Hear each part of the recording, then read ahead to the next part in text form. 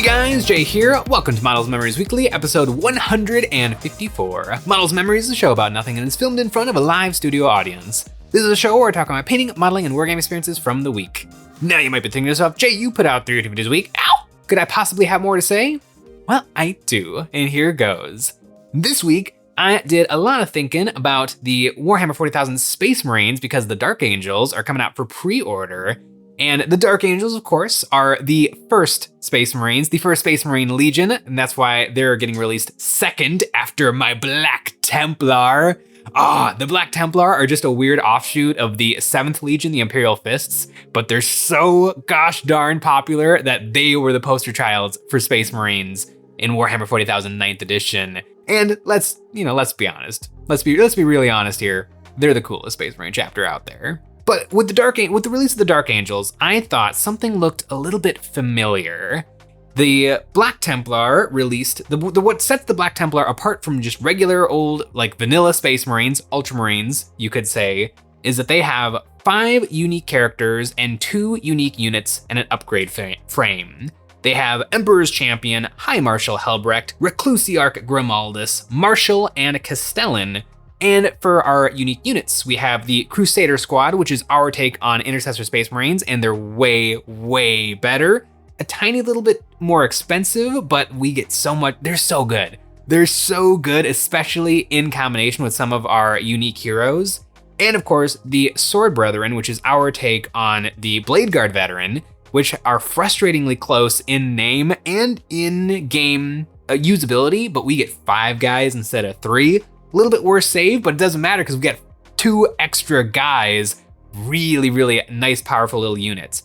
And what makes our upgrade frame extra special, because the upgrade frames have always been very superfluous for Warhammer 40,000. Usually it's just alternate shoulder pads and like a chainsword. And so it's definitely not worth it to just buy it. When they come free with like combat patrols, it's fine, but the Black Templar one is actually pretty epic because in addition to all the normal stuff, extra special shoulder pads and swords and add-on doodads, it comes with multi-meltas that we get to add to all of our tanks essentially for free. Our tanks are 5 points more expensive than everybody else's, but 5 points for a multi-melta is really, really huge. And it kind of turns the ultra-aggressive, close combat Black Templar Space Marines into all tanks all the time, which is kind of hilarious but that's what we need our upgrade frame for, is we need it to modify our tanks into Black Templar tanks.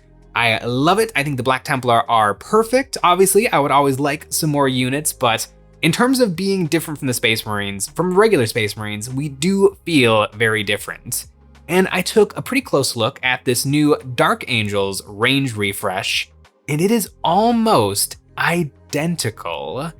There is now 5 unique Dark Angels characters: Lionel Johnson the Primarch, Azrael, Lazarus, Asmodai, and Belial. And that would make 5 unique characters. And then there are 2 unique units: the Deathwing Knights, which once again is just their version's take on a normal unit. That would be our Crusader Squad for Black Templar. They get custom Terminators for the Dark Angels.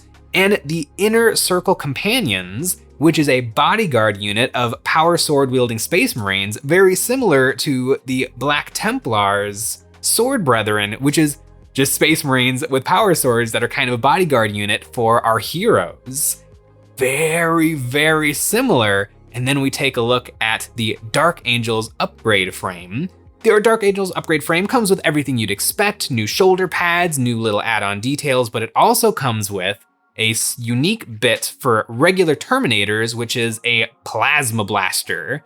So you have to get the upgrade frame if you want to be able to add those Plasma Blasters to your normal Terminators to make them just a little bit more Dark Angels. They are identical releases.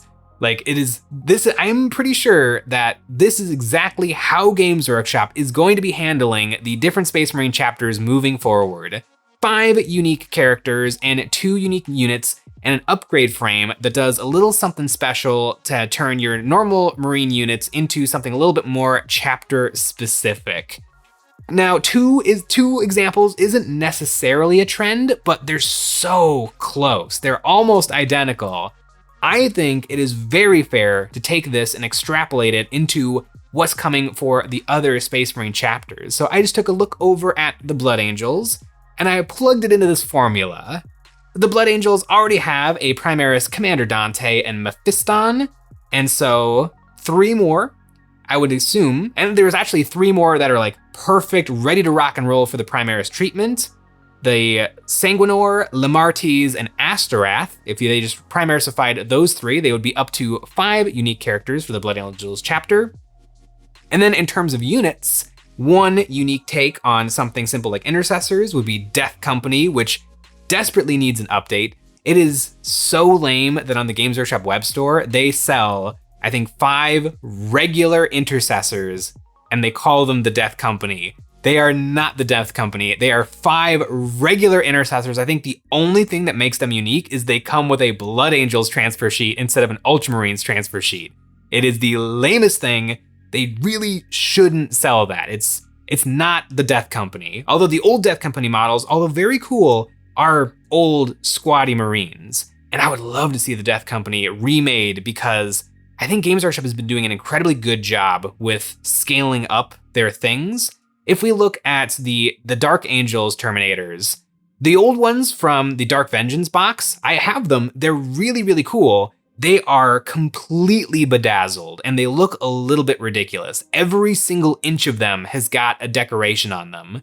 But the new Deathwing Terminators, because they've kind of been almost doubled in size, their decorations have not been doubled in size. And so everything actually looks much more appropriate. You can actually see their armor underneath their decorations. And I think they're some of the best models the Games Workshop has ever made. So I would love to see Death Company get the Primaris treatment, and it would go right along with all of the other releases we have seen for Black Templar and Dark Angels. And obviously for the second unit, you gotta do Sanguinary Guard. I like the Sanguinary Guard, but man, the current Sanguinary Guard led by Primaris Dante is probably one of the silliest looking things in all of Warhammer right now. It kind of looks like when you've got like a mom who's dressing up for Halloween to like match her kids. And so they're all in the same costume, but the mom is 3 times the height. It looks really, really silly. But if they Primarisify them, it would all look really, really good together. And then for their upgrade frame, what thing would they be able to recreate with just the room and an upgrade frame? I think this may be a little bit wish listing, but if they included a Redemptor Dreadnought sarcophagus and left hand, and they could let you have the bits that you need to kit bash a Redemptor Dreadnought into a Librarian Dreadnought. And that would be really cool, because the Librarian Dreadnought, having unique Dreadnoughts in general is a really unique thing to the Blood Angels and the Space Wolves, but the Blood Angels ones are cooler. And I think that would be really cool. It might be a little much. I think something a little bit more reasonable would probably be on the upgrade frame, the Narthesium and a Chainsword, so that you could turn one of your Intercessors into a Sanguinary Priest, which is another very Blood Angels thing. That's probably a little bit more likely, but I mean, I think I've nailed it. I think I've cracked the code, and you know what? I am willing to stake money on this. Nick, if I'm not mostly right about this, I owe you McDonald's. It's locked in. I'm bet. I mean, I know I'm right. I know I'm gonna be right. I don't know when the Blood Angels will come out, or even if they are the next codex. If I had to guess, it would be Blood Angels, but it's kind of a toss-up between Blood Angels and Space Wolves. Also, speaking of the Dark Angels coming out in the very near future, they showed off a new Dark Angels Combat Patrol. And it's a perfectly fine combat patrol, but it's kind of worse in every single way to the current Dark Angels Combat Patrol. If you're a Space Marine player, you've probably already bought the Dark Angels Combat Patrol because it is fantastic. You got Inceptors, you got a Redemptor Dreadnought, 5 Intercessors who cares about, and then you got the Chaplain. All absolute banger units. Every Space Marine army could benefit from them. Really expensive units that it's nice to get in a big bundle box. It's just an absolutely horrible Combat Patrol to play against in games of Combat Patrol. That Redemptor Dreadnought is almost impossible to take down with the Macro Plasma Incinerator and the Redemptor Fist with the Gatling Cannon. It's a ridiculously hard nut to crack in games of Combat Patrol, and just a really, really solid unit in games of Warhammer 40,000. So it'll be sad to see that Combat Patrol leave. If there are any Space Marine players who are like I've got a little bit of cash to burn and I collect Space Marines, probably get the Dark Angels Combat Patrol. It's really, really good. You can just give the upgrade frame it comes with to a buddy, but it's really, really good. The new one, also, it's a really, really good deal. The total cost of all of the kits that come in it added up is $205 if you don't add in the cost of the upgrade frame, which I don't, because who really cares? That should be considered free, even though I think they're like $15 on the Games Workshop web store, but especially if you're not a Dark Angels player, that upgrade frame is doing nothing for you. The new Dark Angels Combat Patrol comes with 10 Intercessor Space Marines, 1 whole box, 5 Hellblasters. It's kind of nice to get 5. In 40k, it's pretty unusual to take a full 10-man brick of Hellblasters. You might only do it actually in Dark Angels because they have special abilities to go along with their plasma. But getting 5 is really nice. You can throw them in a repulsor and it's no big deal. And then you get Blade Guard Veteran, a very, very nice unit. And you get, for some weird reason, you get Space Marine Captain in Gravis Armor. Space Marine Captain in Gravis Armor is fine, but he can only join Gravis units. So he can't link up with anything in this box. He's a little bit overcosted points-wise, and it's almost always better with your Gravis units to take the Apothecary Biologus, who's also in Gravis Armor, and he just gives them, I forget if it's sustained hits or lethal hits. He really helps out the shooty aggressor squads, where the captain, I mean, he's good, but he's a very expensive unit to attach to an already very expensive squad that's difficult to transport and deliver. It's kind of, I don't know, it's a box of stuff. Like you probably have these models in your army, but it's definitely not exciting to get 10 intercessors. I don't think there's any Space Marine players out there who need more intercessors.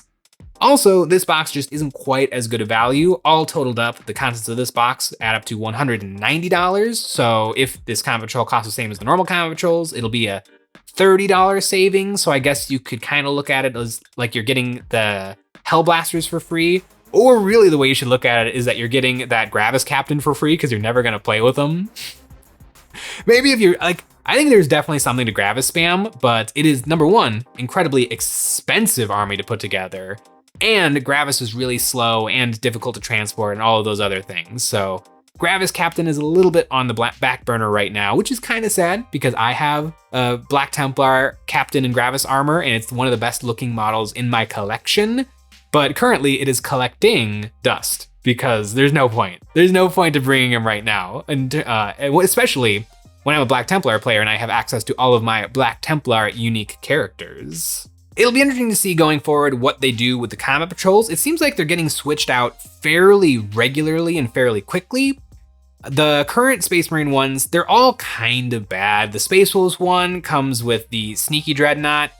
The Death Watch one is really bad. It comes with almost nothing. I guess you get the Apothecary in there, but it's an Apothecary. It's kind of an expensive upgrade to maybe bring back to life one Space Marine a turn. And you can't even bring back like an attached character, because that used to be the move. Actually, the move for Apothecaries used to be you attach them to your Centurion warsuits, and then every turn you get an entire Centurion warsuit brought back to life. Oh, those were the days. But no, you can't take Apothecary with Centurions anymore. You can't even take a Tech Marine with them, which seems dumb. Like, let me have my Tech Marines, let them repair the Centurion warsuits. I feel like that should exist, but right now it does not. The Dark Angels one probably was the best Space Marine combat patrol. The Black Templar one, not bad, but really only good for Black Templar players because it comes with the Crusader squad. And the Emperor's Champion, it comes with the Marshal. Generic Marshal, pretty darn good. I don't really know why Games Workshop did Marshal and Castellan when, I guess because there's not that many named Black Templar heroes.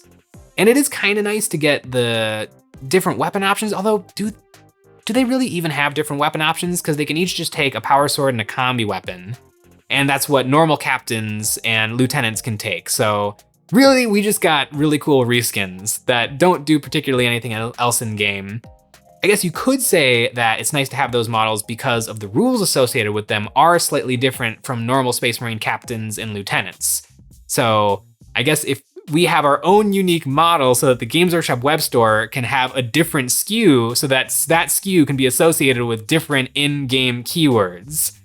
It's too complicated. It doesn't matter at all. But I'm really excited to see, looking forward for the Space Marines, if they continue on this route of producing about 7.5 new model kits for every single chapter. Space Marines will continue to be by far the biggest range of miniatures for any one particular Games Workshop army, which is fine. Space Marines are really, really cool. They're the thing about Warhammer 40k. It's kind of the Space Marines versus everybody else.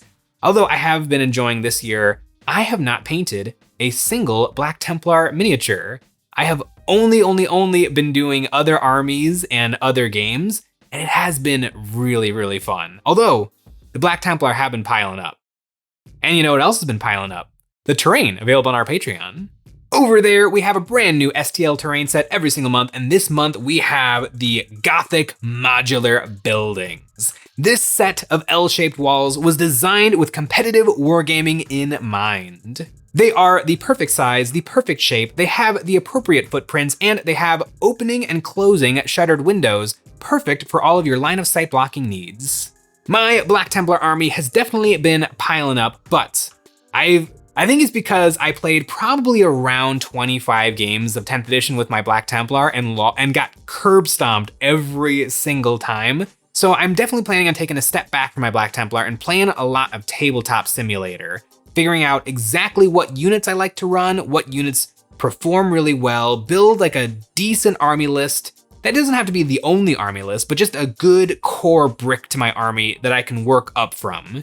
Because I just don't want to lose all the time. And especially build a unit, take it in game, immediately lose. Build a unit, take it in game, immediately lose. I want to have just a core of like, this is what I need, this is what I like, and then I can paint them up and have them look pretty and take them in every single battle. But that'll be a project for another day. As always, thanks for watching.